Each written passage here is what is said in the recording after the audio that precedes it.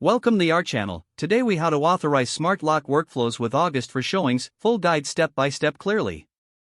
To begin, download and install the August app from your device's app store. Open the August app and log into your account.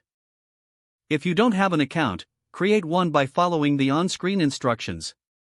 Once logged in, locate your smart lock on the dashboard. Select your smart lock to access its settings. Navigate to the Smart Lock Workflows section within the Settings menu. Choose the option to add a new workflow. Enter a name for your workflow that clearly describes its purpose. Select the type of showing you want to authorize, such as a scheduled showing or an event. Specify the date and time for the showing. Set the duration for how long access should be granted. Next, decide if you want to send an access code for entry.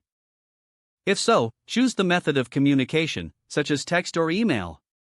After configuring access, you can add specific users who will receive access. To do this, input their email addresses or phone numbers. Review the list of invited users and make any necessary adjustments. Once everything looks correct, tap the Save or Authorize button to finalize your workflow.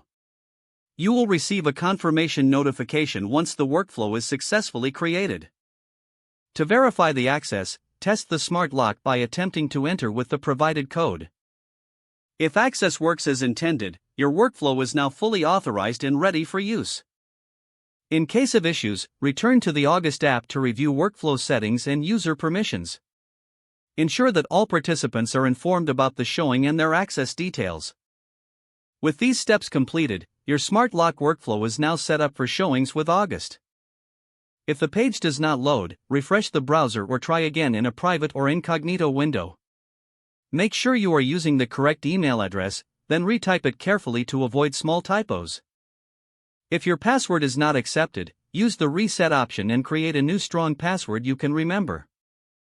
Check your spam folder for verification or security emails, then complete any requested confirmation steps. Enable two-factor authentication if available to improve account security and reduce unauthorized access risk.